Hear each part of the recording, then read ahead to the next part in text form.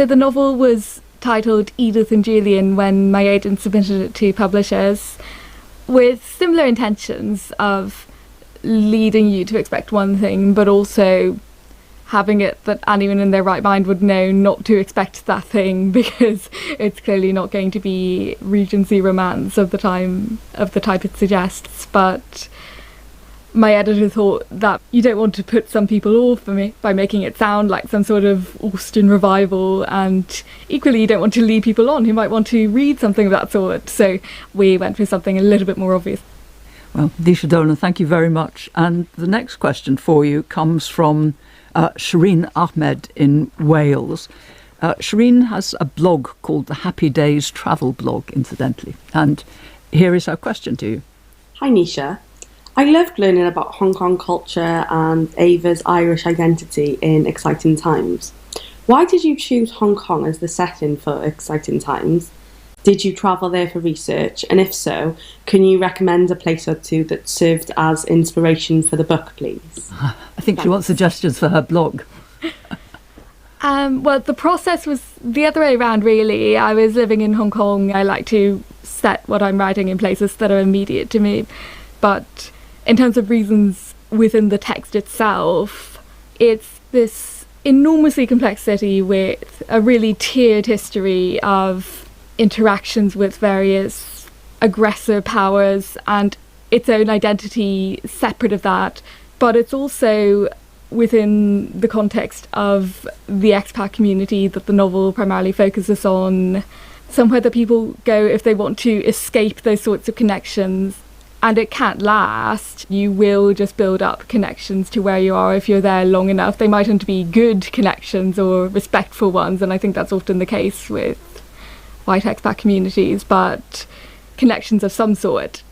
I always feel that way when I'm answering that kind of question, because I don't want to falsely imply that I had this intention before I did it. It's just like looking at it as I would look at a novel that hadn't been written by me. That is what I think is one explanation for what it's doing. Nisha Dolan, thank you very much. And this reader of your book emailed to the programme from Chinon in France.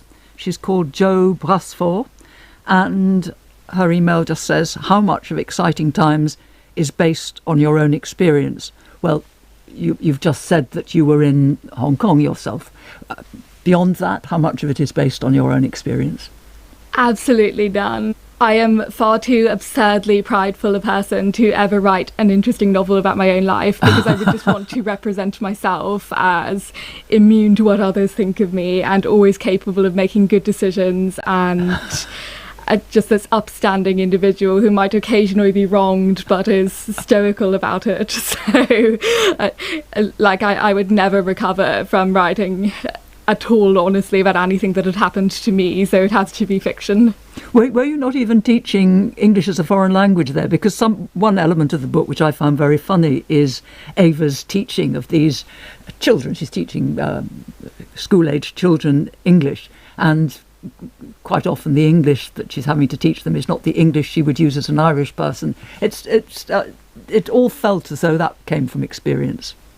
I was teaching, but not grammar at all. I think those musings on grammar came much more from when I'd done my undergraduate degree, and I found it, I suppose, not uncomfortable, but tense in a way worth exploring, that we were in Ireland, and yet the way that we spoke English to one another would be corrected even by fellow Irish people as insufficiently academic in the papers that we handed in and that sort of thing. And the disjuncture is just so odd, and it didn't occur to me growing up that not everyone has that some people do grow up with the English spoken around them and the English perceived as proper being literally the same, and that blew my mind the first time I heard it. I think a great many listeners of BBC World Service would agree with you that there is a kind of dominance of British English as the English.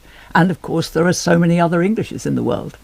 Yeah, completely. And they tell us so much about the languages that have inflected them, the underlying cultures. And I think what's even more interesting to me is when other Englishes aren't even directly borrowing from the language. Like, I think Irish English often just completely does its own thing now.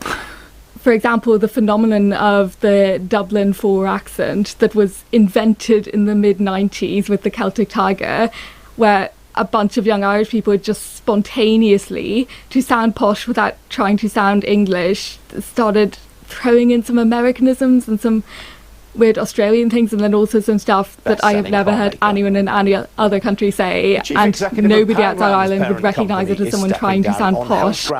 Pepco said that Andy Bond, who's a former chief executive of Asda, would step down at the end of March. Trevor Masters, currently the company's chief operating officer, will become interim CEO until a permanent replacement can be found. Mr Bond, who is 56, has been at the helm of Pepco since 2015. He raised £6 million selling shares during the company's stock market flotation in Warsaw last year, and he retained shares worth an estimated £28 million. The world's biggest bricks and mortar retailer has insisted it does not remove products made in China's Xinjiang province from its app. Walmart said that reports in China that its Sam's Club warehouse club had stopped selling products made in Xinjiang were based on a misunderstanding. Well, US President Joe Biden signed legislation just before Christmas in which he banned imports from Xinjiang due to concerns over human rights abuses of Uyghur Muslims in the province. Now, airlines and airports are calling for the removal of COVID testing restrictions, saying it would have no real impact on the spread of the Omicron variant in the UK. Well, the call from Airlines UK and Manchester Airports Group comes as the government is set to review travel restrictions later today.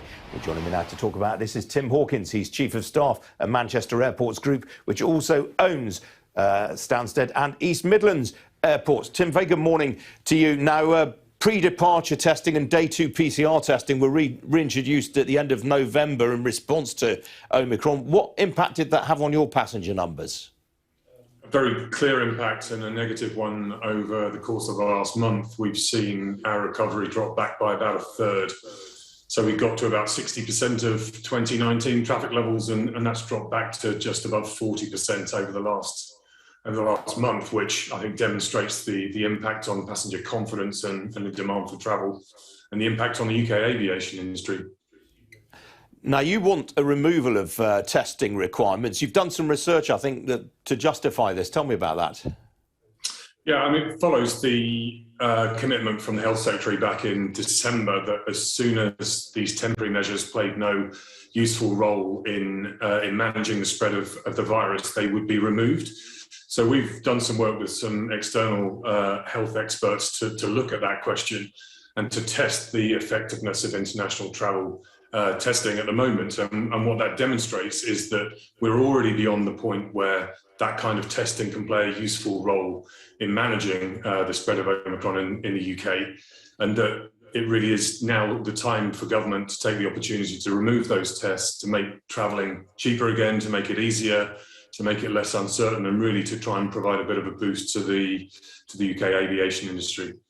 Well, I mean, I can think of a colleague at the moment who was planning to travel over New Year and had to scupper that because he tested positive on a PCR. I mean, under what you're proposing, he would have been allowed to get on a plane despite the fact that he's tested positive.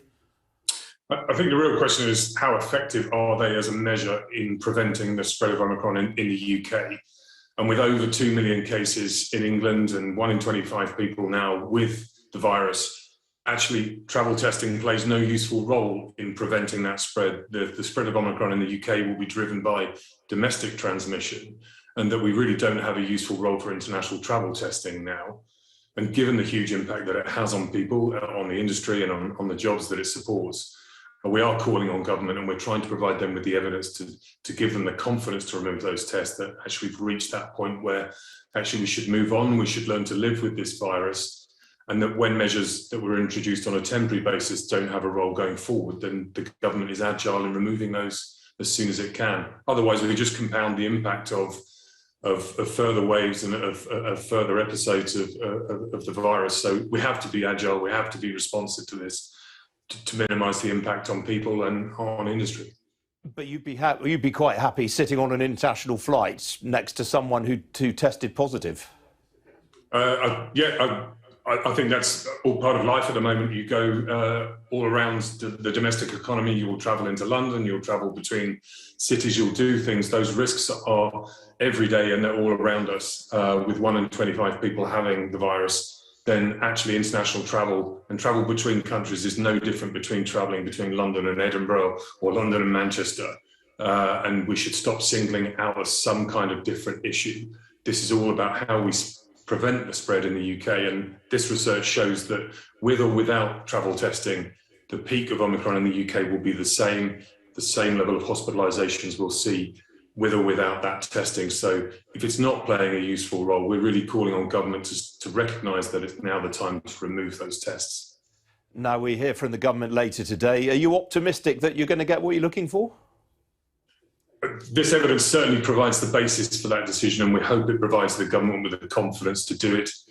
As I said before, the health secretary committed to taking these measures away when they weren't playing a useful role. The evidence shows that we're at that point or beyond that point now, and these measures aren't effective in preventing the spread of Omicron, but what they are doing is reducing air travel, creating additional costs for passengers, reducing confidence in booking for the rest of this year. And all of that is having an impact on the UK aviation industry, and something that actually the government can do something about. All right, Tim Hawkins, good to see you this morning. Thanks for joining me. Thanks. Well, still to come here on Ian King Live. We'll take a look at how global markets are doing this Wednesday morning. Stay with us.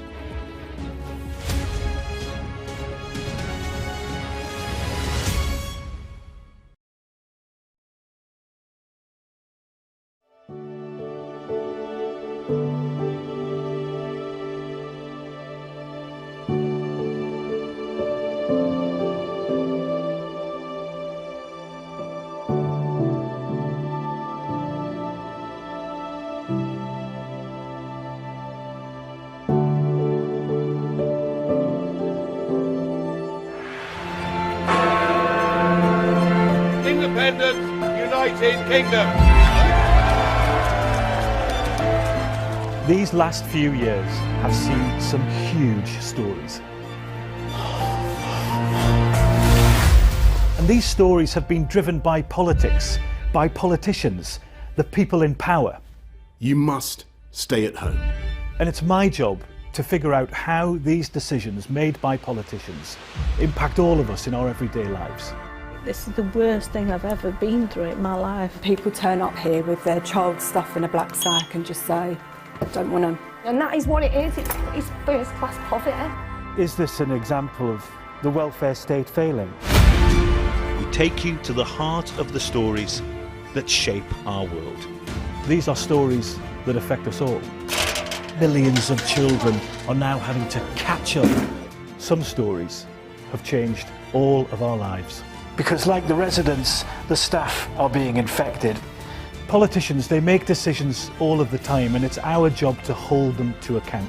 I wonder if you will take this opportunity to apologise to those families. But in the end, the real power doesn't actually lie with the politicians.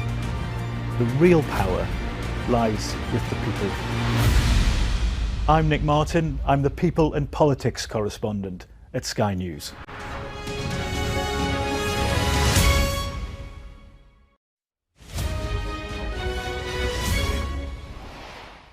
Well, stock markets in the Asia-Pacific region had a mixed session overnight, following reverses in tech stocks on Wall Street last night. The Nikkei in Tokyo finished slightly higher, as did the main market in Mumbai, but Hong Kong and Shanghai were both off by more than 1% apiece. Sydney also finished slightly lower. Well, in Europe, stocks have been pretty mixed since the open a couple of hours ago or so. Here's the current picture.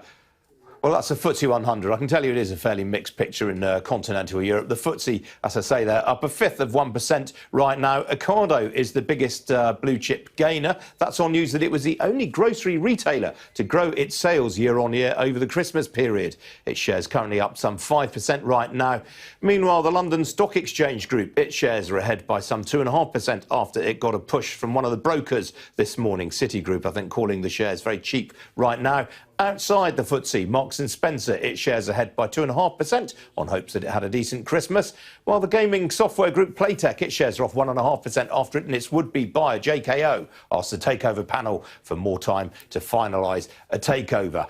Well, on the FX markets, you can see there, sterling is currently at its highest level against the US dollar since early November. That's supported by growing expectations of another interest rate rise next month from the Bank of England. Sterling has also, meanwhile, hit its highest level against the euro since February 2020. But as you can see, it's off by a fifth of 1% right now.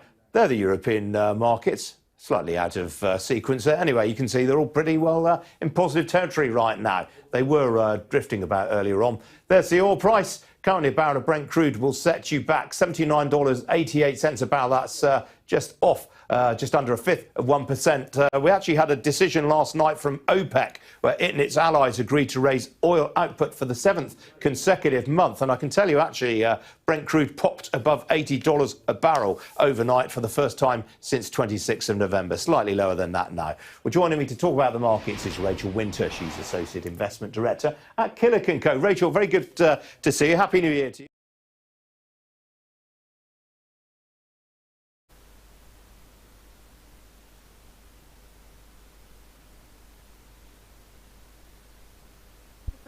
SendWave. SendWave is a money transfer app that is used by people all over the world to send money to their loved ones in Africa. With SendWave, you can send money to Ghana, Nigeria, Kenya, Uganda, and Tanzania. And the best part is, SendWave is absolutely commission-free. Our exchange rates are excellent. You can see for yourself by checking them out on our website. So how do you use SendWave? SendWave is an app that you can download onto your phone from the App Store or Google Play Store. The app is free to download. After downloading it, just open the app and enter your name, email, and phone number. That's it. You're good to go. Make sure you use the promo code SR. S for Starr, R for Radio. This promo code will give you £5 free credit to send to Africa on your first transaction. Your money will be delivered to your recipient within seconds. Feel free to call me on 0749 7377 647 at any time. I'll be happy to tell you all about SendWave and help you in any way I can. Remember to use the promo code SR for £5 free credit. Medasse. Hello, lovely listeners. Tune in to the renewed show with Charlotte. Make it a date to listen to me this and every Thursday at 5 p.m. on Starr Radio UK. Tune in to an hour of power, an hour of encouragement, an hour to inspire you to stay positive and strong in this season. See you there and listen. Tune in to On Point here on Starr Radio UK with Empress Regina every Monday at 5 p.m. GMT. Looking forward to your company.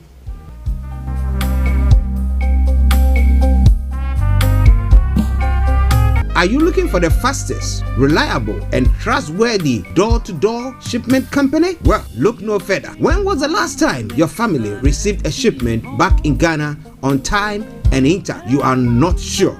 Well, Lamb Shippers, we pride ourselves with being the fastest, reliable, and trustworthy shippers you can use. You are assured of a prompt pickup anywhere in the UK by our personnel. They also make sure your items are well packaged to get to its destination in time. When it comes to door-to-door shipment, look no further. Well, Lamb Shippers, contact us on 07939009321 or 07498911820. Or you can visit our website www.welllamp.co.uk. You can also drop us a mail, info@welllamp@gmail.com. Well Lamp Shippers, fast, reliable, and trustworthy.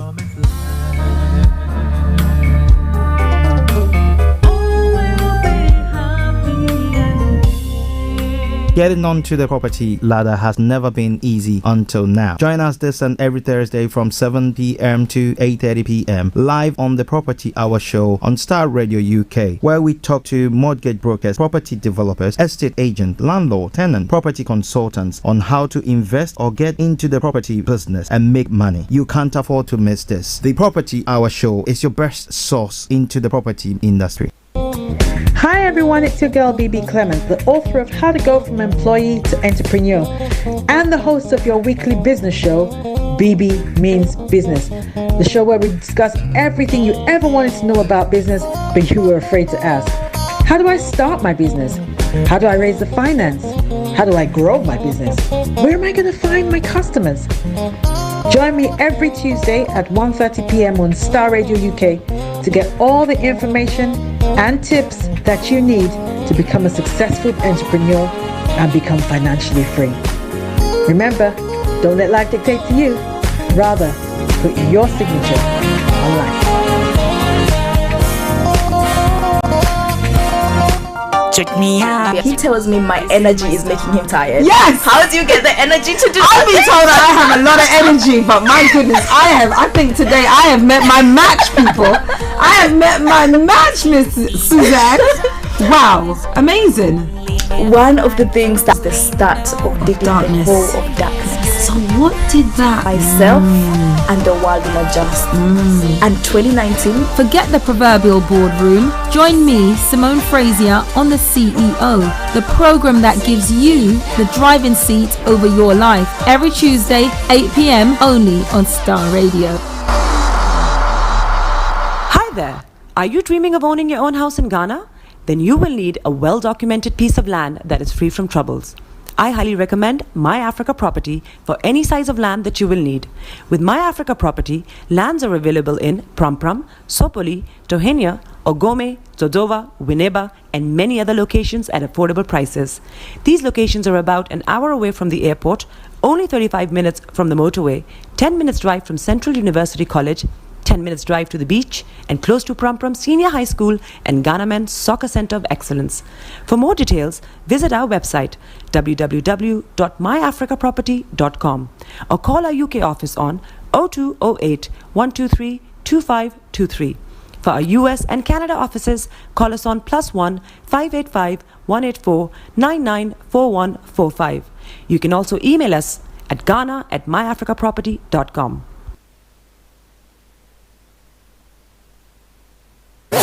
Broadcasting live online. Turn it on.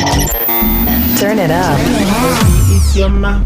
Bekutu, show them you got the cocoa set. Ladies and gentlemen, it's your boy Harry Song, aka Mr. Songs. This is the Kingmaker Baba for the girls. We're here. This is Starr Radio. Don't go nowhere. UK, London. We they call them London for home. For here, we they call them London. And that's how you know. Just have fun and stay blessed. Hi there. This is CJ Bakwakuman, your life coach. And whenever I'm in London, I listen to Starr Radio UK right here. But guess what? You can listen to wherever you are. Broadcasting worldwide, online 24/7. All around the world. In your car. At work. At home. On your smartphone. This is Starr Radio UK. Are you ready to turn it up? 10, 9, 8, 7, 6, 5, 4, 3, 2, 1.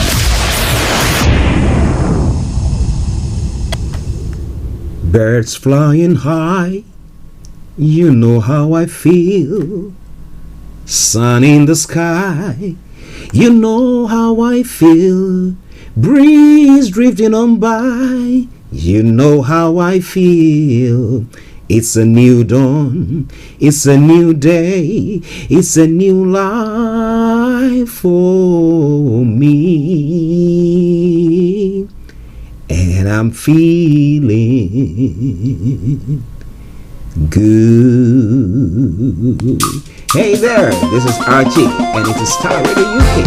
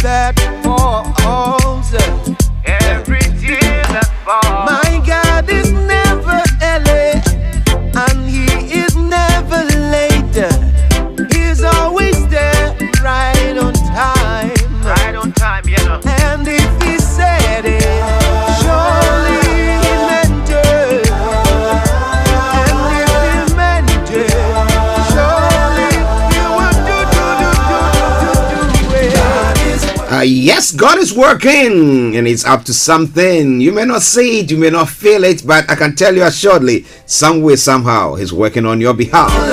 On that note, let me say a massive good morning, good afternoon, good evening, good dawn to you, wherever you might be on planet Earth, and those of you on other planets as well. We welcome you to the Wednesday edition of the morning show.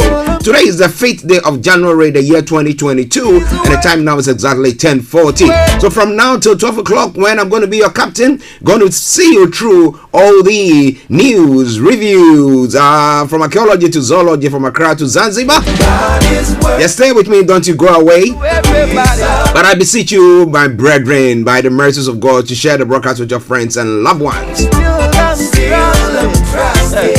Yes, if you're standing, hold on to something. If you're sitting, sit very comfortably. Get yourself a hot or cold drink, whichever is appropriate. But if you're here in the UK, I will tell you to get yourself a hot drink. And let's go right in. It could get bumpy, but you are sure of one thing. I'm going to make sure that you arrive at your destination in perfect peace. My God, the promise keeper. So once again, good morning, good afternoon, good evening, good dawn to you, wherever you might be on planet Earth. Let me say a special good morning to my colleagues, Mr. Frank Davis, Mr. Laimi Koiki Kwajodi, and Felix all the way in Aberdeen. And you listening to me wherever you are, if you are in the US or in the UK or in Europe or Asia, Australia, or on the African continent. Those of you in Nigeria as well, salute you all. Hope you are all doing very, very well. Special good morning to Mr. Isaac Makiva, all the way in Illinois, Chicago, and to your family there. I salute you. I hope you are all doing very, very good. My special morning also goes all the way to Kent, where our money man is Mr. Dan Tabiri, CEO of GL Accountancy Services, Mrs. Evelyn Tabiri, back to work, and the girls. Yeah, and the girls. Massive good morning to you. Okay, no. Now, if it's the first time of tuning in to listen to us on Wednesdays, this is how the program goes. I will bring you the quote for the day, the weather forecast will follow suit, then the travel updates. Then we'll move on from there to have a look at some of the stories making the rounds across the globe. It's gonna be alright now. Everything is known as Global Trotting. Then after that, we'll look into details at some of the stories from Nigeria till we get to the end of the world. What about that? Then at 12 o'clock, I take you to the House of Parliament for the Prime Minister's question time. Well, is the Prime Minister going to face his Waterloo once again? Are they going to... Well, you know that his backbenchers who voted or rebelled against him when he decided to go Plan B will be supporting him, and therefore there's a tendency that he might get things through the way he wants it. But well, is he going to get a bash or not? That is another question that people are asking. But you want to know more on that? Just stay with us when we take you to the House of Parliament for the Prime Minister's question time. Everything is working. So once again, welcome to the show. Everything is working here. Working out for my good. Working out. And I can tell you that it's working out for my good and for your good as well, wherever you might find yourself. Let me say a special good morning to my able producer, Mr. Francis Guy. For my good. Okay, so let's crack on. And all those who are working behind the scenes, making sure the program goes on, I salute you all. Now, the quote for the day says, success only gets attracted to the prepared mind. Success only gets attracted to the prepared mind. So how prepared are you when it comes to success? Should something happen to you today? Should your fortune change today? Do you have any plans for that? Or you are leaving everything to chance? Well. You have to be planning. All right, let's crack on. Time for the time. The morning show, the program. Now, when it comes to the weather front this morning, I can tell you shortly, it's chilly. I had to wait a bit in the car for it to defrost before leaving. However, what I'm seeing today is going to be dry and fine with plenty of winter sunshine throughout the day. However, it will feel rather chilly. A moderate breeze to start, but winds easing as the day progresses. And tonight, we're going to be seeing this evening and tonight will remain dry with prolonged clear spells developing. A very cold night under clear skies and light winds as well. When it comes to the temperature is going to be 7 degrees. The lowest is going to be -3. UV level is going to be low and pollution is going to be low as well. Sunset is going to be at 16:07 and sunrise for tomorrow morning 08:06 hours. And that brings us to the end of the weather forecast for you today, Wednesday, the 5th day of tick tock day, the 5th day of January 2022. All right, God is still working. God is still working. So don't you go away. He's up to something. All right, now we take a quick break and then I'll bring you the travel update as well. Stay tuned. Don't you go away. It is Starr Radio UK. It is your favorite African and Caribbean radio station in London. Tune in to On Point here on Starr Radio UK with Empress Regina every Monday at 5 p.m. GMT. Looking forward to your company. Check it out. Keep your eyes on the road.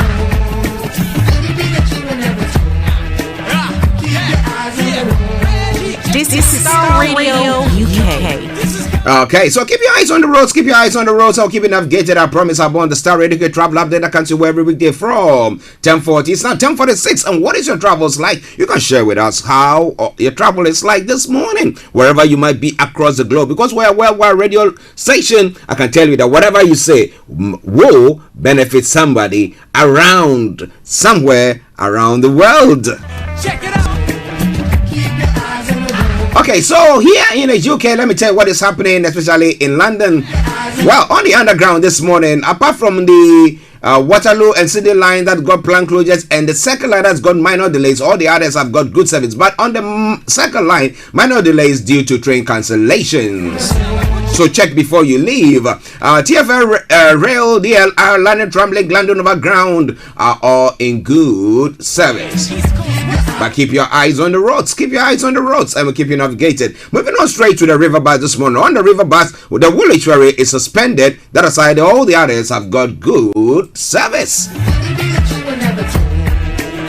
Now moving on straight to the National Rail. On the National Rail this morning, Avanti West Coast has got special service, Chiltern Railway special service, Cross Country special service, First Hull Trains special service, First Transpennine Express special service, Gatwick Express special service, Great Northern special service, Great Western Railway special service there as well, Great Anglia special service, and London North Eastern Railway special service there as well. The others are because there are a few of them, I know, because of the COVID and the Omicron infection. So now Mercy Rail has also got special service, ScotRail special service, Southwestern Railway special service, Southeastern special service, Southern special service, Thameslink special service, and Transport for Wales special service.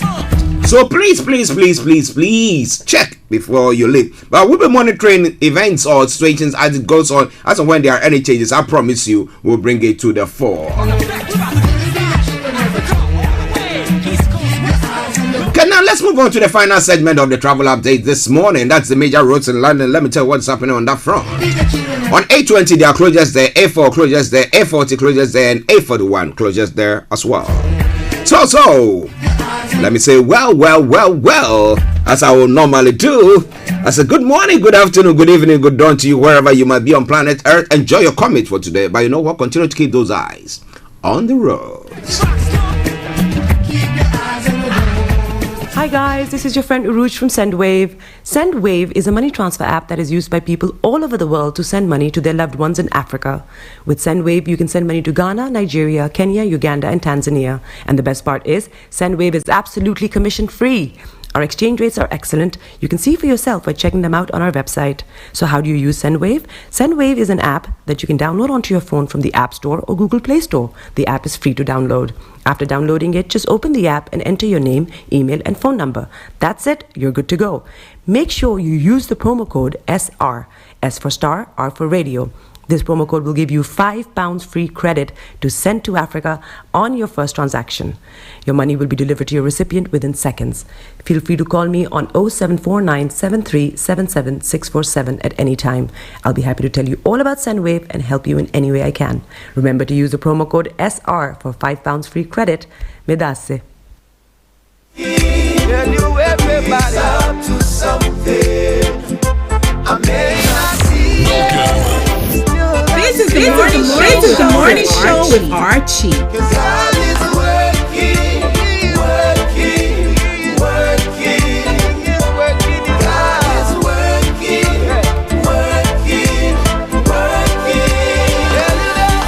Okay, welcome back to the program once again. Star Radio UK, your favorite African and Caribbean radio station in London. Let me say good morning to Mr. Laimi Koiki and the family. I hope you're all doing very, very well as well. God is never late, and He is never late. He's always there, right on time. Okay, Global Trotting, 10 minutes to the top of the hour at the time. A travel firms call for removal of COVID testing. With case rate of the Omicron variant so high, airlines say testing passengers is having no real impact at all. So they reckon that let's quash it, let everybody get on the plane and let us go. Now, if you got it and I sit by you and I think you are coughing, you are a suspect, we'll put you in the toilet. But what do you think? Somebody working in the airline industry will say that, look, it's going up, it's flaring up, whatever it is. I mean, not necessarily because we are not doing testing or people are testing on flights or before they get on flights. But hey, that is what is happening. What do you think? I want to have your take on that once the lines are open, or during the course of the program. You can just post your comments on our Facebook page. I promise you I'm going to read that. Something I may not see it, but still I'm trusting. A pre-departure test for UK arrivals is likely to end. He's working. A man has been charged over protests outside minister's home. It follows reports of an anti-vaccine protest outside Health Secretary Sajid Javid's London home. Well, the person says that young and he will demonstrate here. Interesting.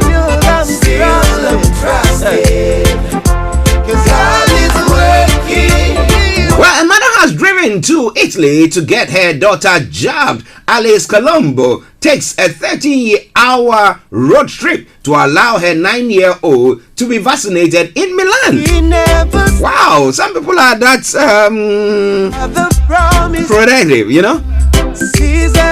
Well, the MOD has failed taxpayers by wasting 13 billion. That is what Labour is saying. And this pertains to the party highlights numerous cancelled contracts and over budget projects from the past decade.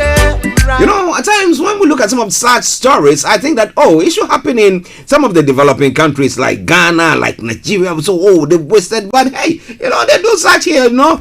But somebody tell you that, well, here they got a cash to flounce, so let them continue to waste some. But hey, you know that you have to be paying it in tax.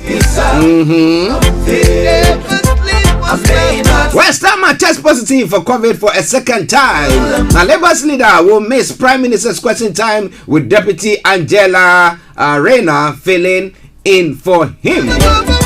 I said a positive the second time. You know, the other time we were having a debate. I think I was having a discussion with Frank, and we were thinking that if people have the virus for the first time, how long does the antibodies work or stay in them so that they don't test positive? But I found out that people can just, I don't know whether it's 2 weeks or a month, and then boom, you can test positive again. So where are we going exactly? You know, it's gonna be alright now.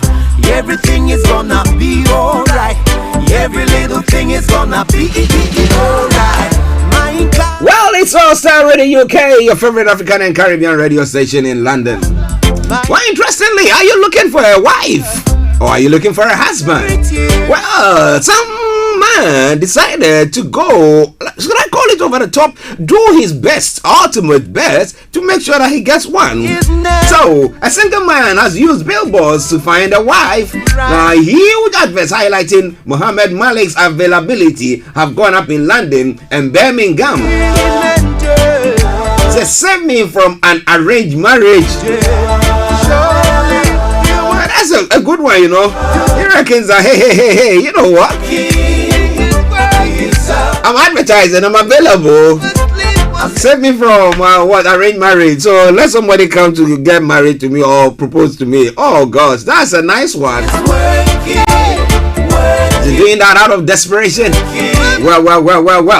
So coming your way from Starr Radio UK, your favorite African and Caribbean radio station in London. Share the broadcast and like our pages. Thank you to all of you who are liking the pages wherever you are playing in the background. I can say brain pong. God is working. 5 minutes to the top of the hour, the time, the morning show, the program. Moving on to other parts of the world. Macron says he will pressure France's unvaccinated. The president vows to make life difficult for unjabbed, but opponents condemn his strong language. Is it going to have people supporting him, or is it going to have people who are bashing him because of being anti-liberal? Well, Australian fury over Djokovic vaccine waiver. It is a disgrace that Novak Djokovic can enter the country for the Australian Open local site. But when an Australian is entering the country and not jabbed, he will be having a problem there. But it's he has a waiver, a health waiver from there. And moving on to other stories making the rounds as well. North Korea angers neighbors with new missile tests. Well, it follows a number of tests last year and a vow from Kim Jong-un to bolster the North's defenses. And Paraguayan soldiers killed by deer at palace. The soldier was killed after approaching the deer inside the presidential gardens in the capital. And I bet they whap it with their horns. And he lost his life. A mayor's office has been stormed in Kazakhstan. Fuel protests. Now, protests over fuel prices are raging for a second day despite a state of emergency in some areas. Everything is working. Everything is working. Well, Taiwan has bought 20,000 rum bottles destined for China. Taiwan later urged locals to buy rum, posting recipes for rum-infused cocktails. Those are some of the stories making the rounds across the globe.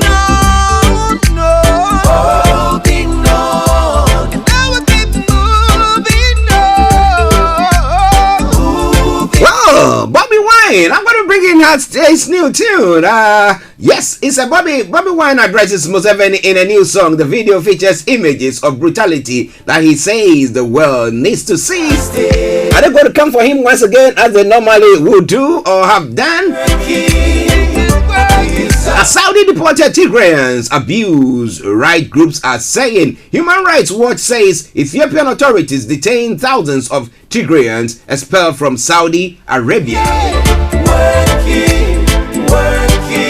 And US and EU warn Sudan military against naming own prime minister. The Western nations will not support a prime minister picked without involving civilian players.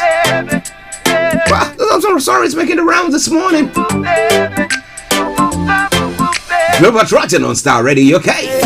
Everything is gonna be alright. Every little thing. Well, still on the African continent, South Africa has received, the South African president has received first part of a report on corruption. Now, like some of the African countries do, there is all this body that is formed to look into inquire into corruption allegations and blah blah blah. They bring the report and we still same old, just another day.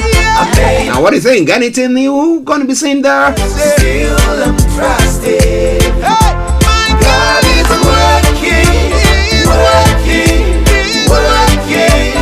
But it's all coming your way from Starr Radio UK.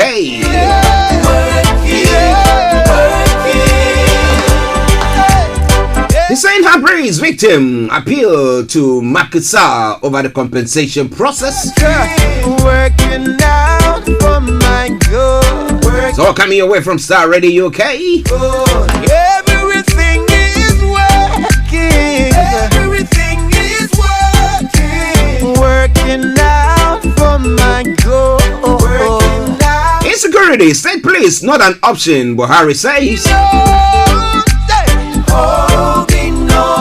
And Fire Me charges new LG chairman. Prioritize security.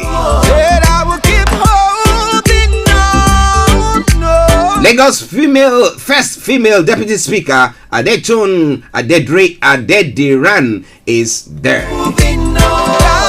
Well, so this is a lot more going to be coming away from Nigeria as well. When we bring you updates from Nigeria, Imofia, please, what is that? The police PR boss on Gaze's fictional country. What did he say about that? We're bringing you more on that as well. Ghana is nowhere near broke despite challenges, the ISSER boss explains. So what is going on? If you are not broke, what are they? They are hiding the money. Okay. Still I'm trusted. God is working, working, working. God is working, working, working,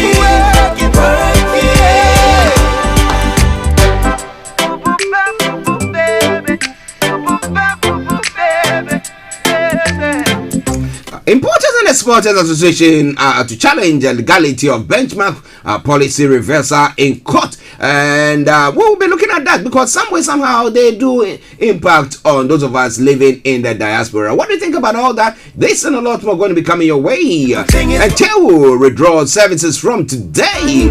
Ministry of Health turns away unvaccinated people. Why have they offered and the people decided not to take? If he said it, then he. Well, we'll be bringing you more on all this ones as well. It is Star Radio UK. It is your favorite African and Caribbean radio station in London. Enjoy the rest of the tune, and I'll be with you bringing you updates from Nigeria, starting from there. Still I'm trusted. My God is working, working, working. Every day, every hour is working, working, working. Everything is working, everything is working, working out for my good, working out for my good. Everything is working, everything is working, working out for my good, working out for my good. I will keep holding on, holding on, and I will keep moving on, moving on. Said I will keep holding on, holding on, and I will keep moving on, moving on. God is working, He's up to something. I may not see it, still I'm trusted. God is working, working. This is Star Radio UK. God is working, working, working, working, working. Listen up, God is working, even in the darkest hour. God is up to something. Still I'm trusted. Hey, I'm telling you, God is working, He's working, working, working, working, working, working. God is working, working, working, working for you. He's working it out. Hello, lovely listeners. Tune in to the renewed show with Charlotte.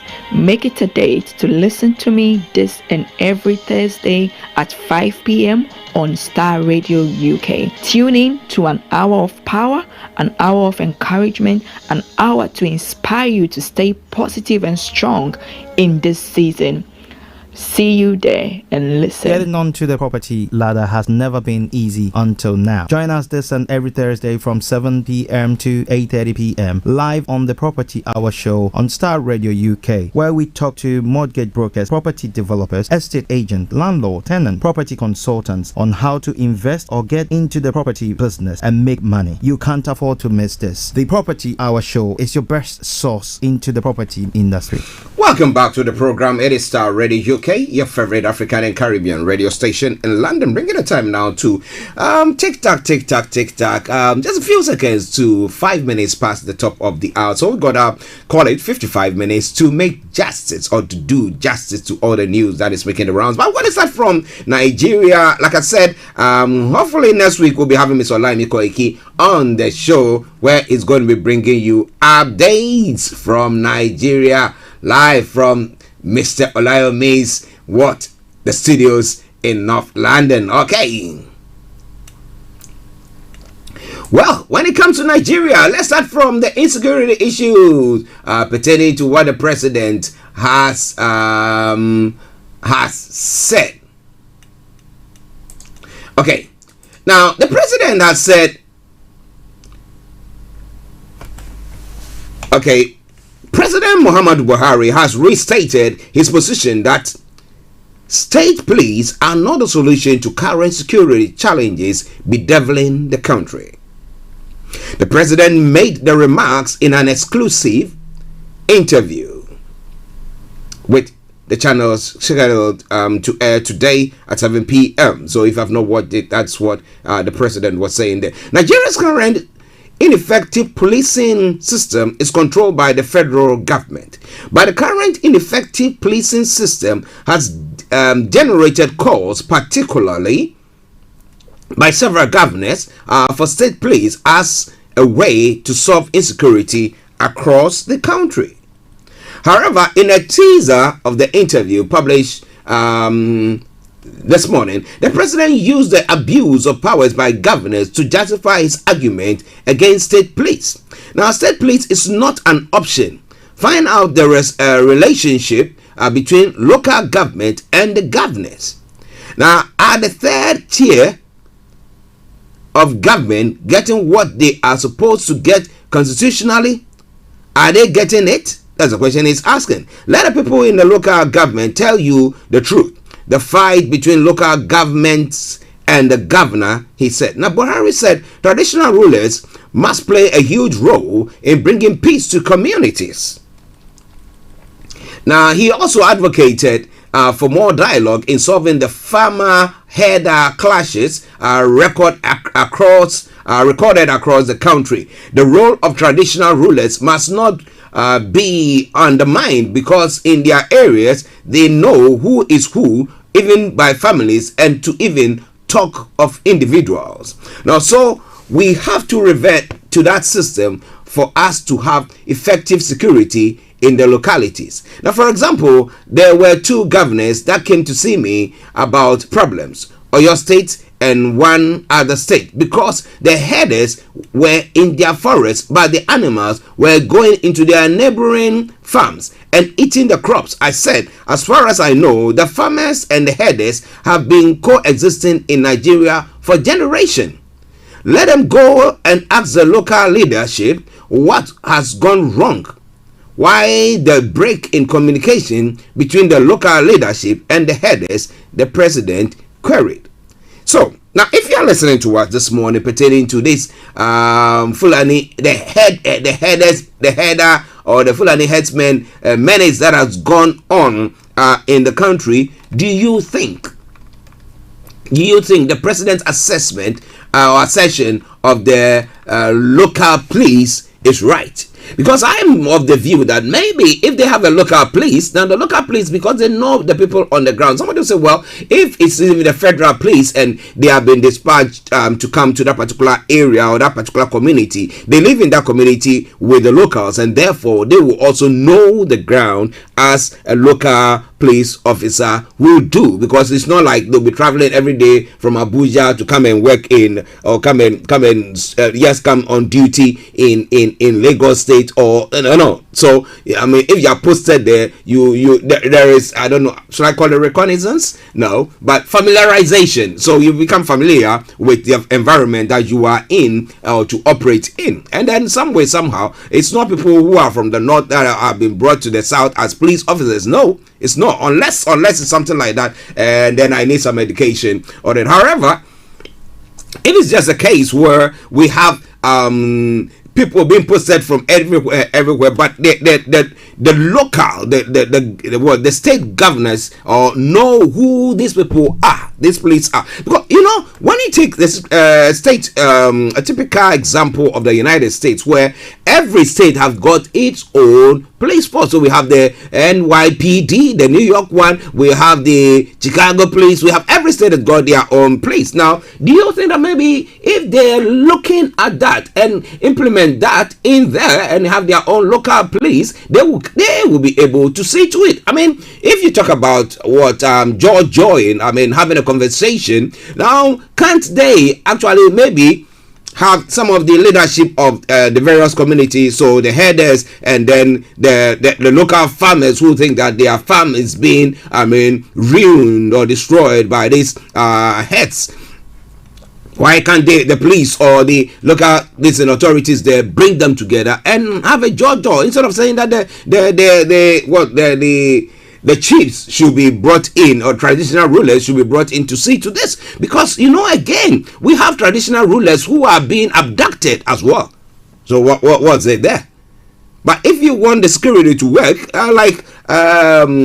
what do they call it? I think back in the day, we did discuss that before things went pear-shaped for Nigeria when it came to the security issues. I think about a couple of years ago, we were discussing that, 3 years ago, thereabout, when Mr. Lamy was talking about the Amatekon. Yes, the Amatekon, that was one that was going to be formed in the south.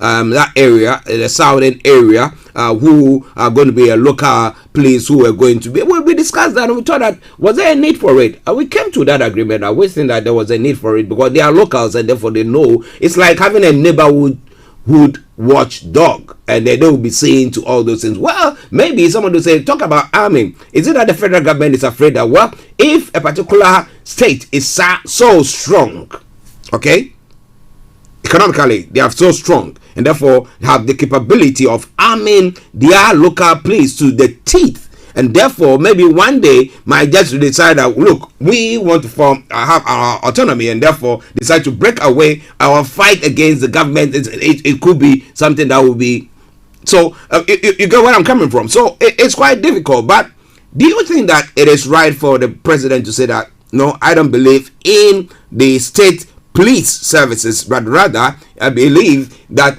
the local chiefs, the chiefs there, should be the ones who are now who will see to negotiate peace and a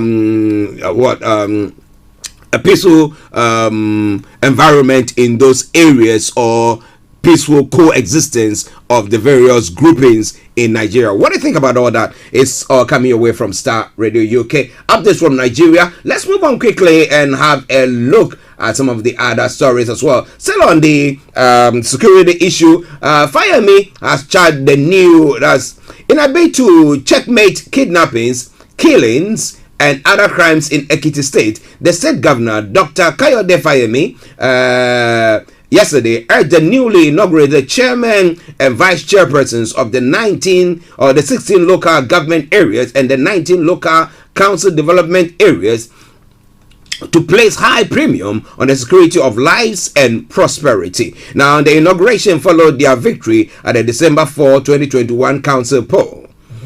Now, speaking during the ceremony held at the Adetolaye Hall in Ado Ekiti, Fayemi charged them to prioritize security and welfare of the Ekiti people above their personal interests and manage the election year well by averting crisis and violence within and outside their domain. The governor, who encouraged them to devise people-oriented projects and programs that will improve and have positive impact on the people, urged them to work with relevant agencies and ministries to key into his administration programs and projects designed to bring about rural and community development in the state. He told the new council bosses to devise mechanisms that will improve internally generating revenue of their councils and ensure blockage of leakages, enshrine accountability in revenue generating processes, as well as work hand in hand with the state internal revenue services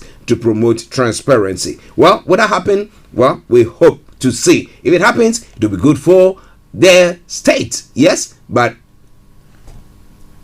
he has talked about it, the leakages.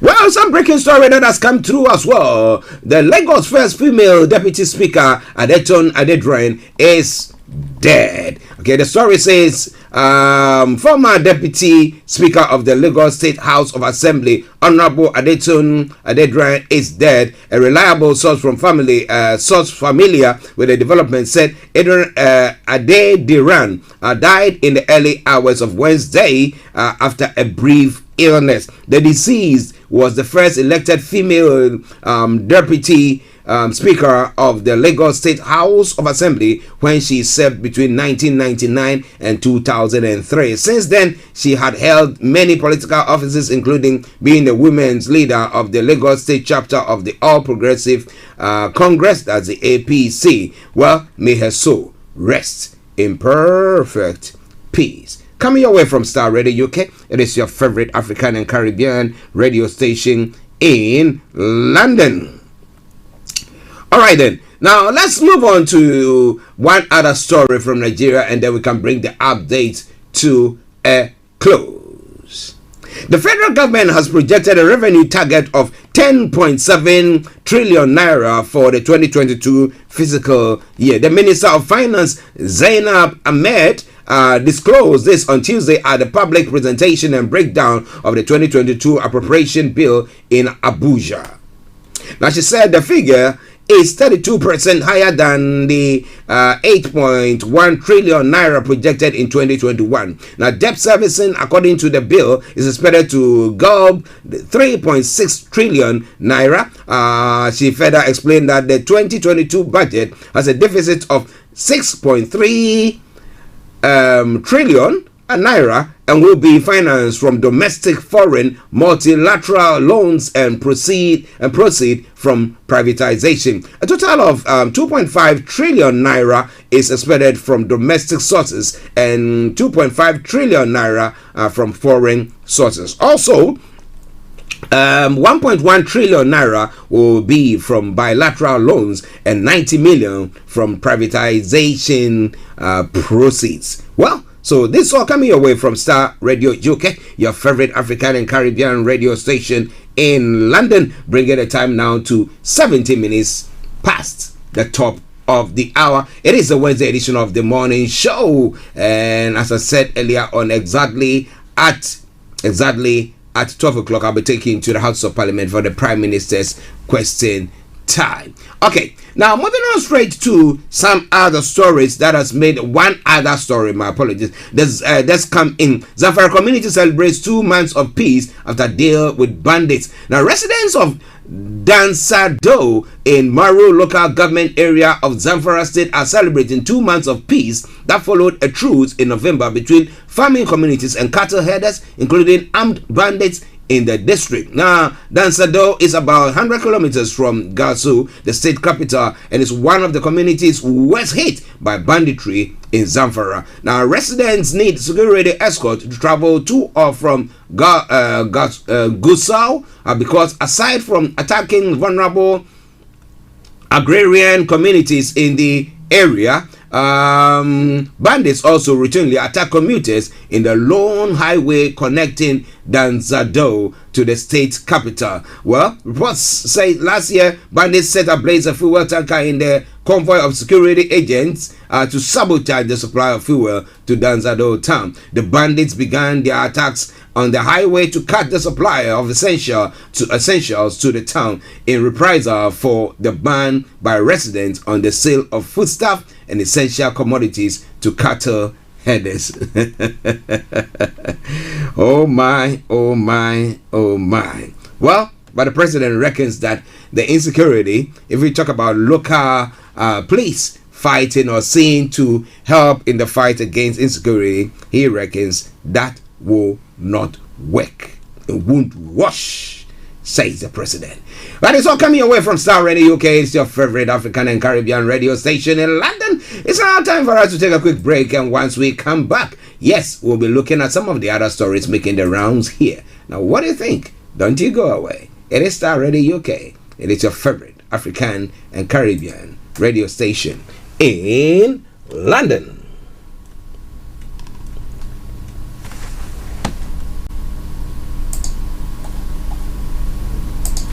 Welcome to Gabby Dave Global. We are a UK-based online e-commerce store, the first of its kind with license to trade in African products. Some of the products are clothing brands and all beauty accessories, hair and beauty brands, natural aphrodisiacs, processed and dried unprocessed food. Our mission at Gabby Dave is to connect African and Caribbean businesses to customers globally. At Gabby Dave, we ensure our sellers get the best deal for their products. We are not just here to help you reach a wider audience. We are also a distribution center to support business growth by fulfilling orders to your customers from our warehouse, making sure customers receive their products on time. We are inviting all Black-owned businesses to trade on our platform because we strongly believe Africans have a unique brand the customer would appreciate globally. So get in touch today and let us make your product and business go far.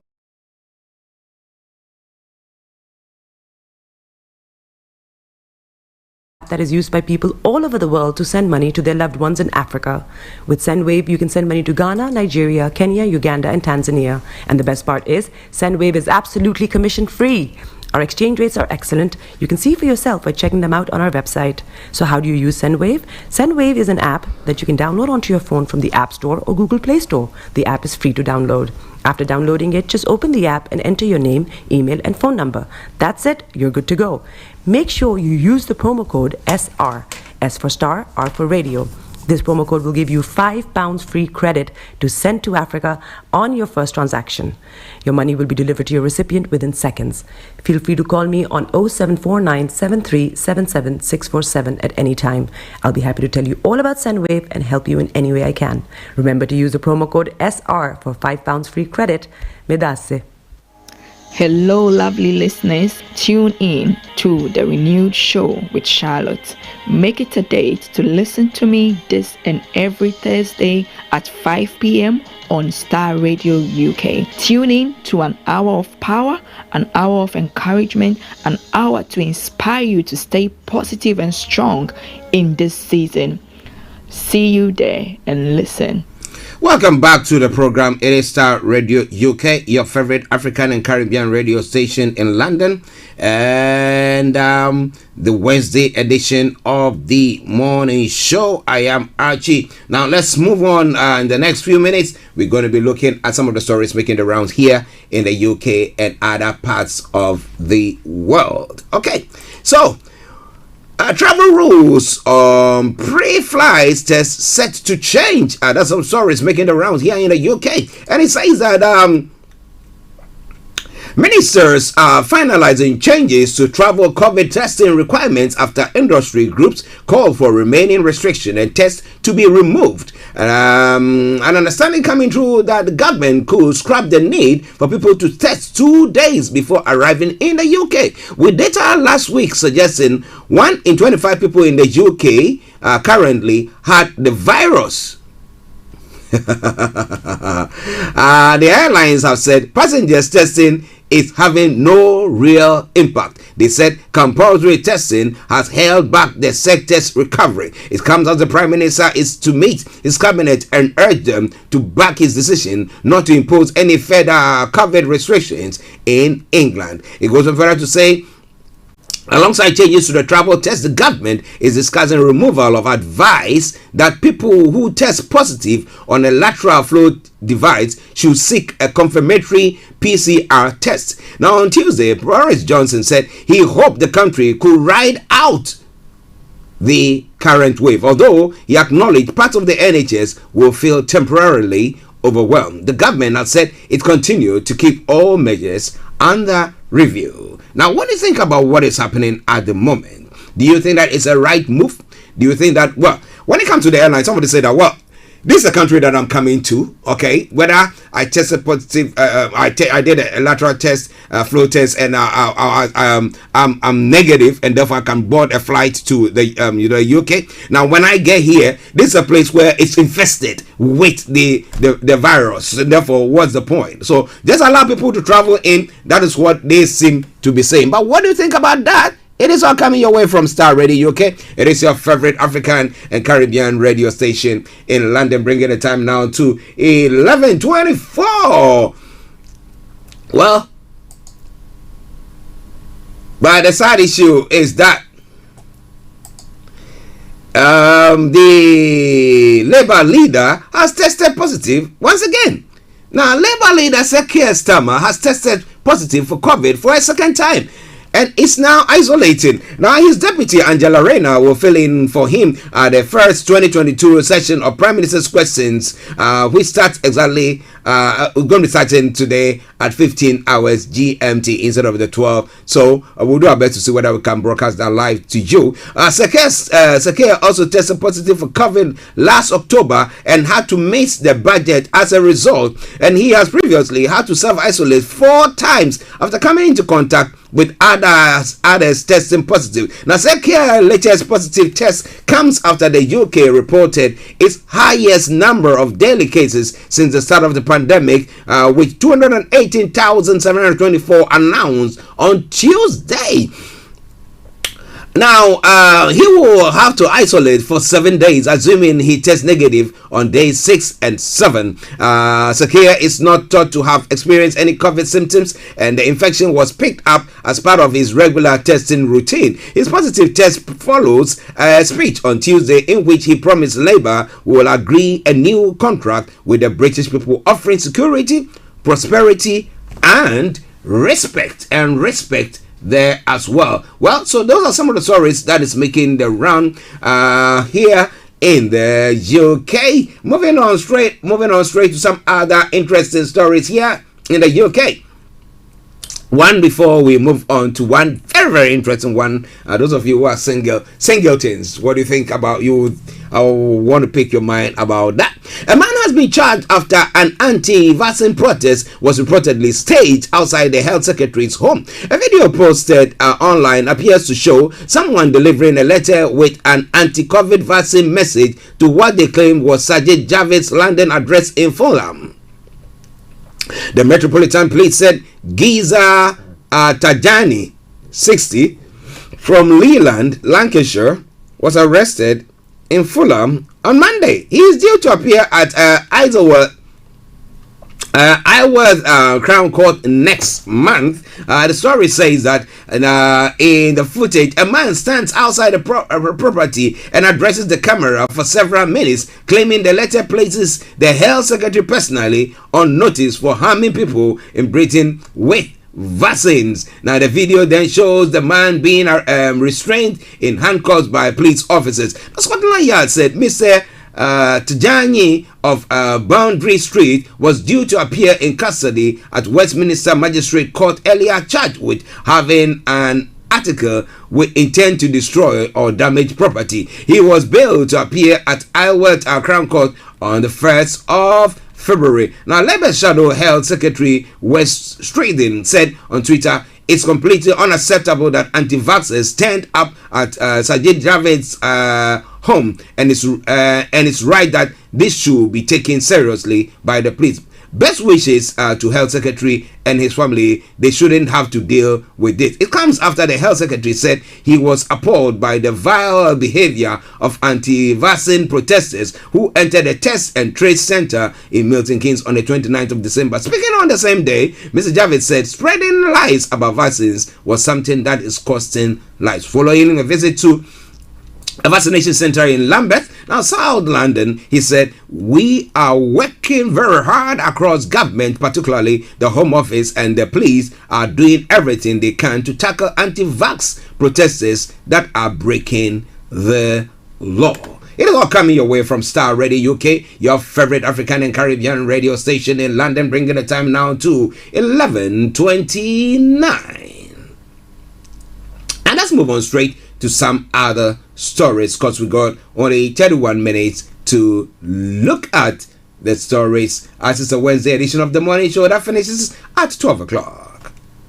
Now, are you a singleton?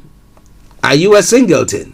Now, if you're a singleton, how far will you go to get yourself a partner, a wife or a husband? Okay. Now, there's a story of a man, a bachelor, who has used billboards to find a wife. Well, it says, a bachelor is using huge billboards with tongue-in-cheek messages in his quest for a wife. Now, Muhammad Malik, 29, is alerting prospective partners to his availability with his ads in London and Birmingham. Now, they read, "Save me from an arranged marriage." He said he was not against the concept, but would prefer to try to find someone on my own first. But so far, the search has proven fruitless for the London-based bank consultant, who hopes especially set up website findmalikwife.com will change his luck. Now, since putting up the adverts on Saturday, Mr. Malik says he has had hundreds of messages expressing interest. "I haven't had the time to look through yet," he said. "I need to set some time aside. I hadn't thought this part through." Mr. Malik said he had tried a number of ways to meet women before the billboards. "Now, I'm a Pakistani daisy," he said. "So the first thing we're told about is the power of the aunties, but that method didn't work out. Then there were dating apps and a few dating events, but he said they left him feeling quite awkward." Now, finally, a friend suggested he should literally advertise himself. Mr. Malik explained, "I thought, why not? What's the worst that can happen?" The billboard, set to remain up until the 14th of January, have the backing of family with his parents down from the beginning, although he confessed, "I had to convince my mom a bit." Mr. Malik said his ideal partner will share his Muslim faith and be able to keep up with the bands with his family. Well, so a bit of a listen there. What do we even call it? Criteria that is put in place, that you have to be able to meet that criteria before you can hop into that quest to be the wife of Mr. Malik. All right then, it is Starr Radio UK, 11:22 the time. Let's take a quick break. We come back and we continue with the show. Stay tuned, don't you go away. It is the Wednesday edition of the morning show, and I'm Archie. Getting onto the property ladder has never been easy until now. Join us this and every Thursday from 7 p.m. to 8:30 p.m. live on the Property Hour show on Starr Radio UK, where we talk to mortgage brokers, property developers, estate agents, landlord, tenant, property consultants on how to invest or get into the property business and make money. You can't afford to miss this. The Property Hour show is your best source into the property industry. Welcome to Gabby Dave Global. We are a UK-based online e-commerce store, the first of its kind with license to trade in African products. Some of the products are clothing brands and all beauty accessories, hair and beauty brands, natural aphrodisiacs, processed and dried unprocessed food. Our mission at Gabby Dave is to connect African and Caribbean businesses to customers globally. At Gabby Dave, we ensure our sellers get the best deal for their products. We are not just here to help you reach a wider audience. We are also a distribution center to support business growth by fulfilling orders to your customers from our warehouse, making sure customers receive their products on time. We are inviting all Black-owned businesses to trade on our platform because we strongly believe Africans have a unique brand the customer would appreciate globally. So get in touch today and let us make your product and business go far. Here are some of the benefits of using Gabby Dave Global. User-friendly platform, track your shipment, online support, transparent process, multiple SKUs, multiple products, a platform that encourages manufacturers as well as traders. Our marketing and PR interventions amplifies yours. Organized products and categories for easy access and navigation. Access to global community, especially within UK and Europe.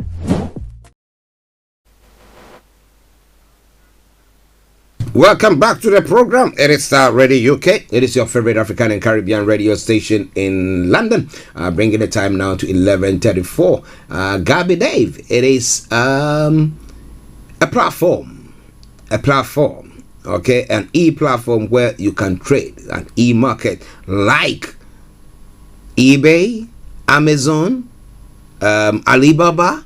Yes, it's like that. So make sure you take advantage of it, because this time around, if you are a Caribbean or you are an African, you will be able to trade on it. Especially those of you in Africa, you are not allowed to be trading on some of these platforms, and it makes it difficult for you to meet or have an international exposure. But this is the case where you can trade on this and you can get the best. Let me take this opportunity to say good morning to Chris Fadeli, who is the CEO of Gabby Dave. All right then.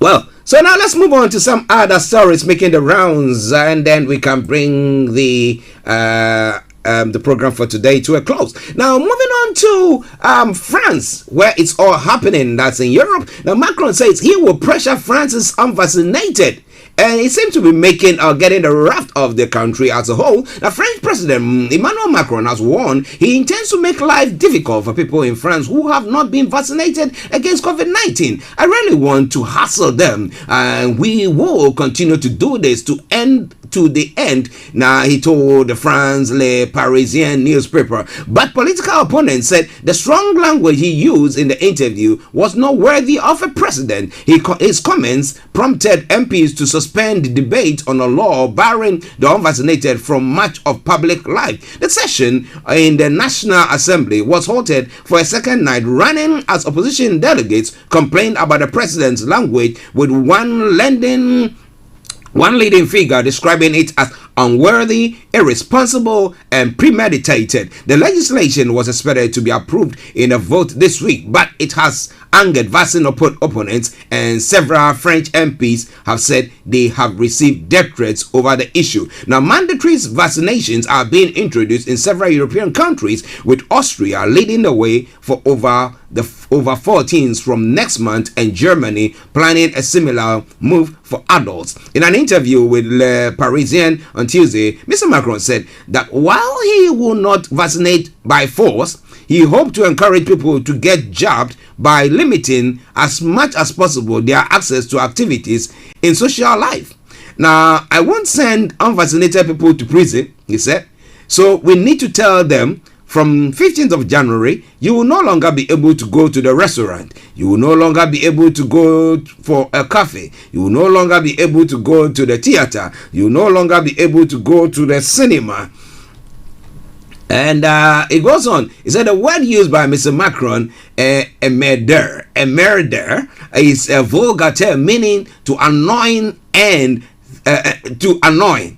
And 3 months before the French president election, it prompted a strong reaction from opposition politicians. No health emergency justifies such words. Now, tweeted Bruno Retailleau, Senate leader of the right-wing Republicans. Now, Emmanuel Macron says he has learned to love the French, but it seems he especially likes to despise them. Now, one of the main candidates for the presidency, Valérie Pécresse of the Republicans, said she was outraged that the president had accused unvaccinated people of not being citizens. You have to accept them as they are, lead them, bring them together, and not insult them, she also said in a press conference. And what do you think about all that? It's quite an interesting piece there, but it's all coming your way from Starr Radio UK on the Wednesday edition of the morning show. Only 22 minutes to bring the program to a close, but let's continue to plod on. Let me plagiarize my own brother Felix all the way in Aberdeen. Okay, now let's move on straight to some of the other stories making the rounds in the world, and this time around pertaining to North Korea. Now, North Korea, the leader Kim, has lost weight and it's like slimmed down nicely. But North Korea has fired a suspected ballistic missile into the sea off its east coast in its first such launch since October. The missile landed in water between Korean Peninsula and Japan, bringing condemnation from Seoul and Tokyo. The UN prohibits North Korea from ballistic and nuclear weapon tests. Now, leader Kim Jong-un has vowed to bolster the North's defense. It tested a variety of missiles last year amid stalled talks with the South and the US. The latest launch, the first since a New Year speech in which Mr. Kim set out policy priorities for 2022, was first reported by the Japanese Coast Guards early on Wednesday before being confirmed by the defense authorities in Seoul. Now, South Korean and U.S. intelligence are closely analyzing for further details, South Korea's Joint Chief of Staff said in a statement. Japanese Defense Minister Nobuo Kishi said the suspected ballistic missile had flown about 500 kilometers or 310 miles into the peninsula. Okay, according to one expert, however, there was no way to confirm the full striking range of the missile. So is it what are they doing, Hanya? As a friend would say. Well, it is Starr Radio UK. It is your favorite African and Caribbean radio station in London. Now, interestingly, those of you who love tennis, yes. Well, Novak Djokovic, pertaining to the Australian Open, has been given a waiver for a vaccine waiver, and there's been a backlash that has ignited a backlash in Australia. Australians have reacted angrily to the news the tennis player Novak Djokovic will play in Australia's Australian Open after being exempted from vaccination rules. The story says, all players and staff at the tournament must be vaccinated or have an exemption granted by an expert independent panel. Djokovic has not spoken about his vaccination status, but last year said he was opposed to vaccination. The Prime Minister Scott Morrison said if the player's evidence was insufficient, he will be on the next plane home. Organizers say the defending champion has not been given any special treatment, but the decision has infuriated many Australians. The country is seeing tens of thousands of COVID-19 cases for the first time after enduring some of the world's strictest restrictions. Now, over 90% of Australians, over 60 population is fully vaccinated, but some people still cannot travel interstate or globally because of current measures. Amid the controversy, Mr. Morrison said Serbian player will be required to present evidence upon arrival that he has a genuine medical exemption from vaccination. The Australian Open begins on the 17th of January in Melbourne. Now, what do you think is going to be happening there? Yeah. Well, I also go get a waiver. Go see your GP, it gives you a waiver. You say, well, I'm exempt. What do you think? Do you think it's the right call? Should everybody now go in, those who are vaccine skeptics, go in to also say that's what we want to do to avoid what? Being vaccinated? Well, or being able to travel to any destination that they want? Well, it is Starr Radio UK. What is good for the goose is good for the ganders. Okay, now Taiwan buys 20,000 rum bottles destined for China. Taiwan later urged locals. Why is Taiwan doing that? Taiwan is sharing tips with the public on how to drink and cook with rum after it bought 20,000 bottles of Lithuanian rum bound for China. Now, state-run media said Taiwan Tobacco Liquor Corp (TTL) purchased the rum after learning that it could be blocked from entering China. It comes after Lithuania established a de facto embassy in Taiwan, a potential sign of growing ties between them. Wow! And China downgraded its diplomatic relations with Lithuania days after. The Lithuanian de facto embassy bears the name Taiwan rather than Chinese Taipei, the name used by many foreign nations to avoid offending China. While Taiwan is a self-governed democratic state, Beijing sees it as part of its territory. It has stepped up pressure in the past year to isolate the island from its international allies. But would it work? Well, look at the way the Taiwanese have done. Just because you support them, they went out to also support the Lithuanians by buying their rum. Oh, wow. Interesting one there. Well, you rub my back, I also scrub your back for you. Well, it is Starr Radio UK. It is your favorite African and Caribbean radio station in London. Now, on the African continent now Bobby Wine addresses Museveni in a new song. Uganda opposition leader and musician Bobby Wine has just released a song entitled Oganda, a Luganda word that loosely translates as "you will fall." Oh my goodness. The song is made directly for President Yoweri Museveni's ears because he has turned his back on his word bringing to bring democracy to the country, he says. Now, Bobby Wine said on a program this morning that he had exposed the crimes committed under the president's regime, hence the graphic images used in the video. The regime in Uganda has invested a whole lot of money to cover up the atrocities, he said. Now, Bobby Wine said the media in Uganda is gagged, and the only way to expose the rot is through music. Now, justice can only happen when we expose the crimes. That is why we continue bringing it up. That is the only way we can fight back, he said. Well, as I promised you, I'm going to be bringing you that song in a moment. Yes, Bobby Wine's new song. I promise to bring that to your way before we bring the program to a close. Well, at least 2 inmates were shot dead and 2 others are being treated after an attempted jailbreak in the Kosere prison in Nigeria, southwestern Osun State. A spokesman has said, now known as Nigeria Correctional, a spokesman for the prisons, now known as Nigeria Correctional Center, told some journalists this morning that some inmates had injured a warder and were about to force their way out of the facility when security men stopped them. He said the 4 inmates were shot and others were who wanted to escape ran back. The incident happened yesterday. The prison warder who was injured is receiving treatment and is in stable condition. In the last 2 years, Nigeria has witnessed more than a dozen jailbreaks with hundreds of inmates escaping. Several security guards were also killed in some incidents. But it's all coming your way from Starr Radio UK, your favorite African and Caribbean radio station in London.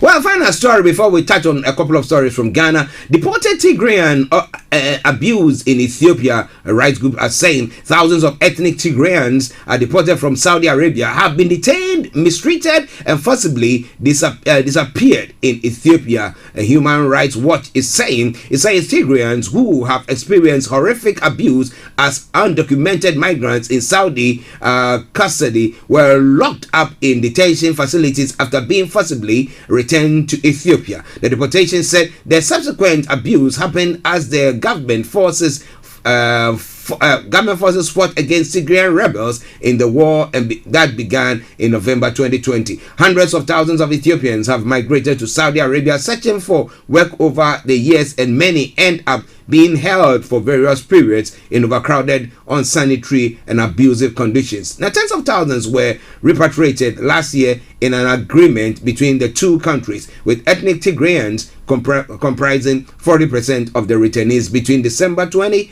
and June last year. Ethnic Tigrayans were singled out and held in the capital Addis Ababa and elsewhere against their will, according to the HRW.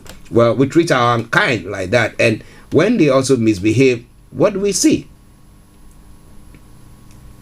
Well, a final story. My producer has instructed me to bring that one your way because the Tanzanian president Samia Suluhu Hassan has lashed out at some top officials who have been criticizing her government for taking loans from international bodies. In a televised address from State House, she said foreign aid was helping her government fulfill its social and development agenda. The president was receiving progress reports from ministers on how the COVID-19 funds received from development partners had been utilized. She said, unlike other countries that had used such funds to buy protective gear like gloves and masks, Tanzania had used the funds prudently to build new health centers and medical facilities. She said the money was also being used to put a new classroom and learning facilities in many parts of the country. Now, if she decides to do that, what is wrong with that? Is it not prioritizing what a country needs at a time like that? Well, this is Starr Radio UK. 11 minutes to the top of the hour at the time. As I promised you, I'll be bringing you the Bobby Wine tune. Yes, before we bring the program to a close in the next 10 minutes. Now, Umuofia has become a popular location in Ghana. The fictional country was recently used in a series of prophecies. Now, police had issued a directive against doom prophecies late last year. Now, Umuofia has trended on Ghana's social media landscape since last Friday, December 31, 2021, when it was used extensively in prophetic ministration by Nigel Gazy as a prophetic hill chapel. Now, originally known to be a town in Nigeria, one popularized by Chinua Achebe in his acclaimed classical novel Things Fall Apart, Gazy's use of the town in prophesying has made the town largely the butt of jokes.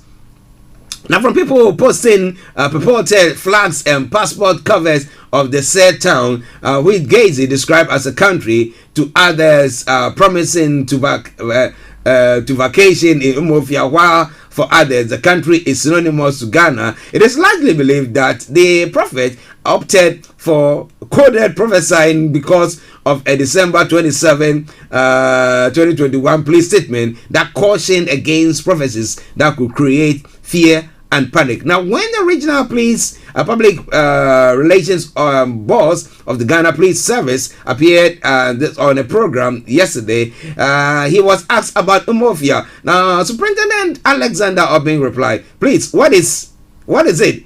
Here in Ghana, I know towns like Kukum, Bungi, Bandara, Chache, Bole. We have others like Sugakope, Bawukura.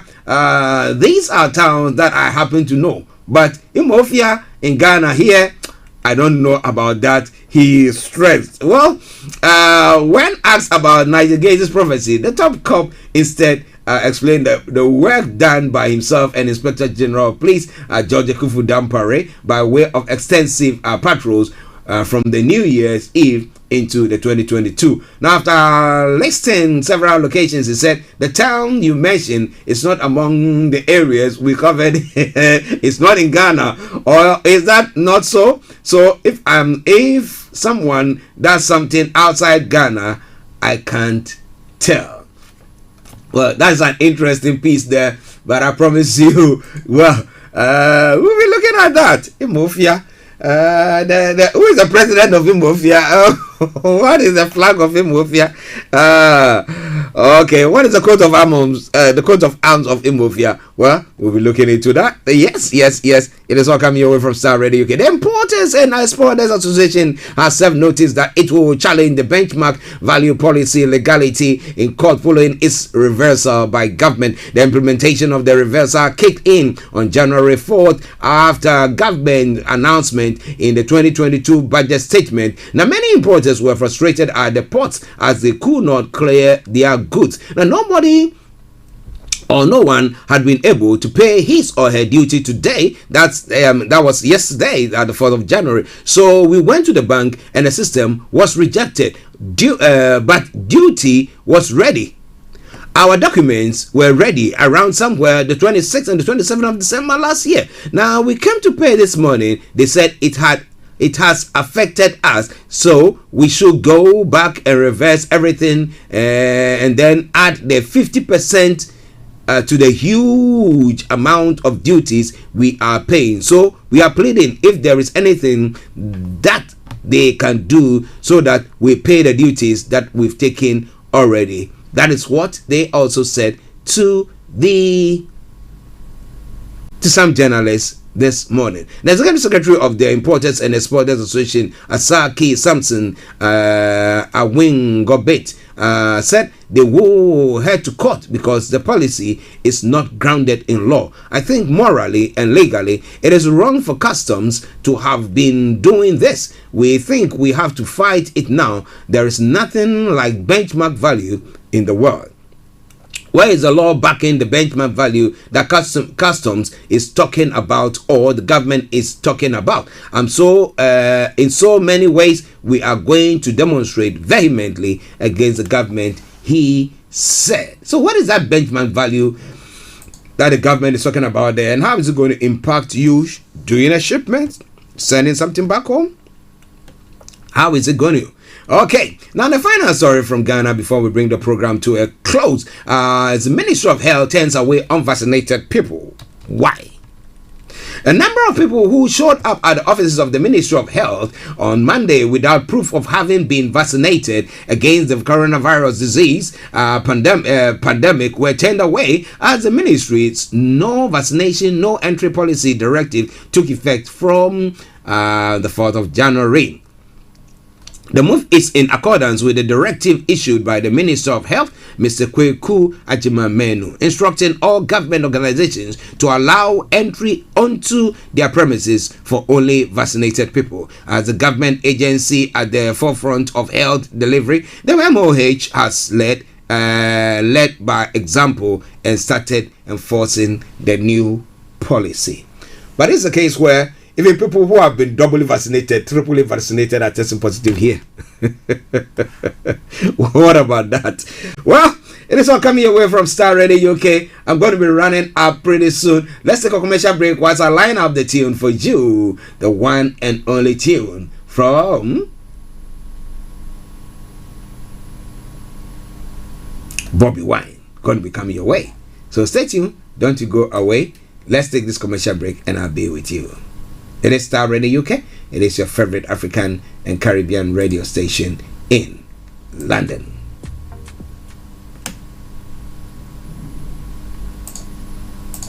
Welcome to Gabby Dave Global. We are a UK-based online e-commerce store, the first of its kind with license to trade in African products. Some of the products are clothing brands and all beauty accessories, hair and beauty brands, natural aphrodisiacs, processed and dried unprocessed food. Our mission at Gabby Dave is to connect African and Caribbean businesses to customers globally. At Gabby Dave, we ensure our sellers get the best deal for their products. We are not just here to help you reach a wider audience. We are also a distribution center to support business growth by fulfilling orders to your customers from our warehouse, making sure customers receive their products on time.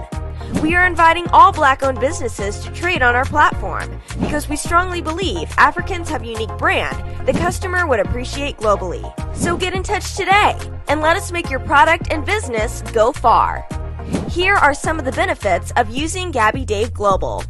User-friendly platform, track your shipment, online support, transparent process, multiple SKUs, multiple products, a platform that encourages manufacturers as well as traders. Our marketing and PR interventions amplifies yours. Organized products and categories for easy access and navigation. Access to global community, especially within UK and Europe.